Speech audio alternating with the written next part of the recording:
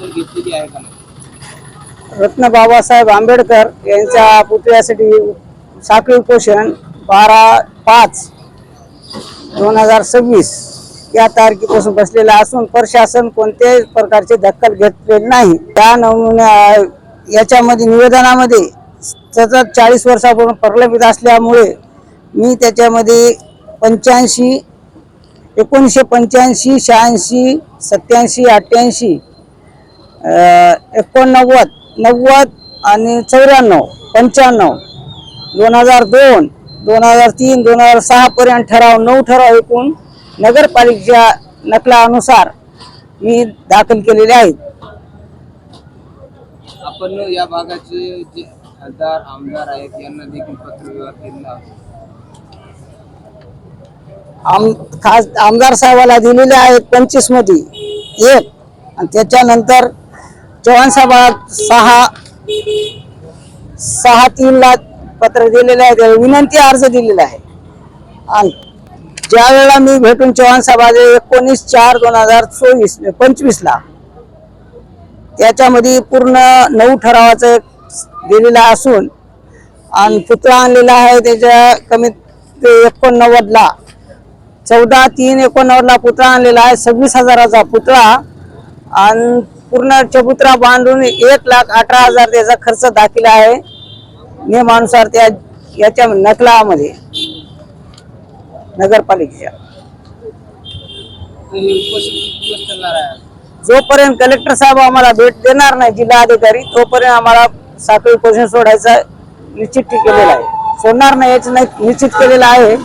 आणि वारंवार कलेक्टर साहेबाला आम्ही पत्रव्यवहार चालूच आहे आमचा। आता या 4 दिवसात आम्ही तहसीलदार साहेबाच्या याच्यावर तहसील कार्यालय मोर्चा नेणार आहोत। आज 1-2 दिवसात आम्ही पत्र देऊन आम्ही निश्चित तारीख ठेवून मोर्चा काढणार आहोत मुदखेड तालुक्याच्या वतीने। या उपोषण काळामध्ये आपण जिल्हाधिकारी साहेब यांच्याशी संपर्कामध्ये आले आहोत। वारंवार जिल्हाधिकाऱ्यांना आरडीसी ला भेटले असून 11 तारखेला स्वतः जिल्हाधिकारी भेटले असते। जिल्हाधिकाऱ्यांनी सांगितलं की आम्हाला GR अनुसार नियम बाबासाहेबांची जे हे आहेत विचार त्यानुसार घटनेनुसार GR प्रमाणे आम्ही कारवाई करू असे निवेदनात आम्ही तोंडी सुद्धा निवेदन सुद्धा तसे म्हणल्याबद्दल दिलेले आहेत। आणि समिती 1/9 समिती आम्ही स्थापन करून 1/2 ठराव समितीचा घेतलेला आहे आणि त्यामध्ये पुतळ्याच्या समितीला 10/2/26 ला आम्ही समिती तयार करून दिली। त्यामध्ये आम्हाला 22/4/2025 ला तहसीलदाराने शिवसाहेबांना पत्र दिलेलं आहे त्याच्यामध्ये की समिती स्थापन करा तोपर्यंत आम्हाला पुतळा कसल्याही प्रकारचं करता येत नाही म्हणून त्यांना मुख्याधिकाऱ्यांना तसं पत्र दिले की GR लावून आम्हाला पत्र दिले।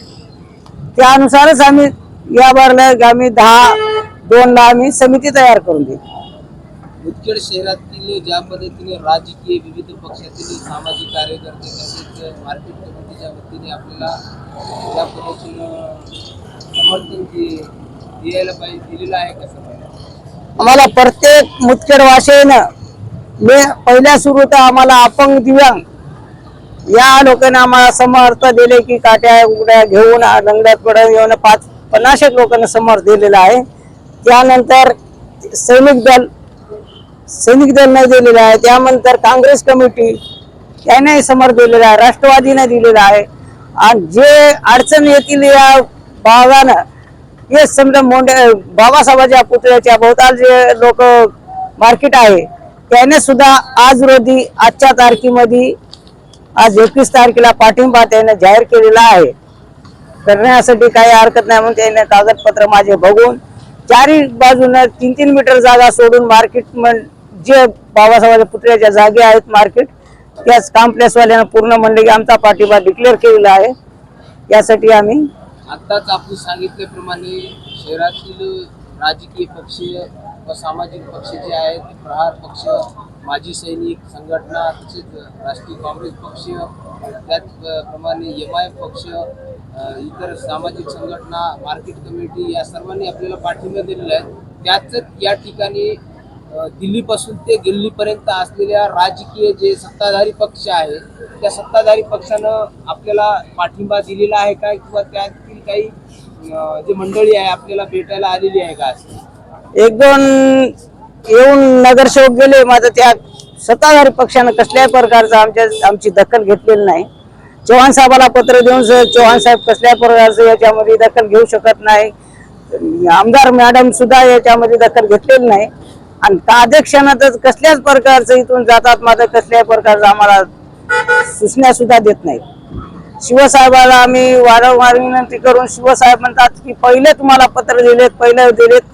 माझ्या जे वरून जे नकला येतात कलेक्टरच्या आयुक्ताच्या 20/3 एक पत्र आलं, त्याची मला परत दिलेलं नाही. आणि 20/4 ते बी नक्कल आलेली, त्याची परत दिलेली नाही. पत्र वारंवार आले. तहसीलदारनं डायरेक्ट पत्र 4 काढलेले आहेत.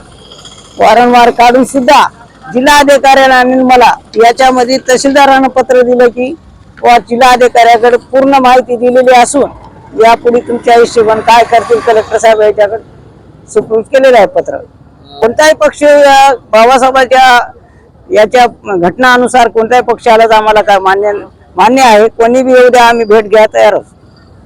भेट द्यायला कोणी आलं तरी आम्ही नाकार नाही. सार्वजनिक आहे, जे बाबासाहेबांच्या घटनानुसारच ते येतील. नाही जर यायचं नसेल तर ते हे करतील. आता काँग्रेस बीजेपीचं सरकार असून नगरपालिका बीजेपीचा कसल्याही प्रकारचा कोणता अध्यक्ष आला नाही, उपाध्यक्ष आला नाही, कोणी बी पाठिंबा डिक्लेअर केलेला नाही. एकंदरीत आता उन्हाचा पारा एवढा झालेला आहे की 44 अंश एवढा तापमान झालेला आहे. त्या तापमानात देखील आपण या ठिकाणी उन्हातानात या ठिकाणी आमरण उपोषण करत आहोत. जर तुमच्या जीविस काय हानी झाल्यास त्याला जबाबदार कोण राहणार आहे? याच्यामध्ये जबाबदार जे समिती आहेत, आम्ही जे करून दिल्या कलेक्टर साहेब, शिओ, तहसीलदार, पोलीस स्टेशन. आणि त्याबद्दल मी काल 20 तारखेला लाईटची सोय करण्यासाठी ढास चावली, डेंग्यूची बिमारी होईल असं म्हणून मी 20 तारखेला पत्र दिलेलं आहे नगरपालिकेला. त्याने आतापर्यंत माझी कसल्या प्रकारची दखल घ्यायला तयार नाही. आता बशी लाईट तर आणि दिलेलंच नाही. नियमानुसार मी तोंडी बोलले असतात, त्याने म्हणले अर्ज द्या, अर्ज देऊन सुद्धा याची दखल घेतलेली नाही नगरपालिकेने. संध्याकाळी ज्या पद्धतीने कोणत्याही ठिकाणी संविधानाच्या पद्धतीने आपण ज्या पद्धतीने उपोषण करत आहोत, आपल्याला प्रोटेक्शन म्हणून एखादी कर्मचारी आपल्या ठिकाणी उपस्थित आहे का? हे पोलीस खात्याला त्याची जिम्मेदारी आहे.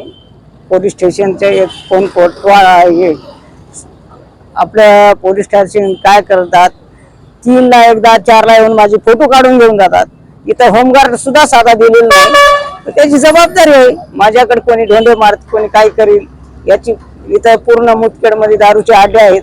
समजे या चौकात हिंडतात. माझं पोलीस स्टेशनचं काम आहे मला संरक्षण द्यायचं.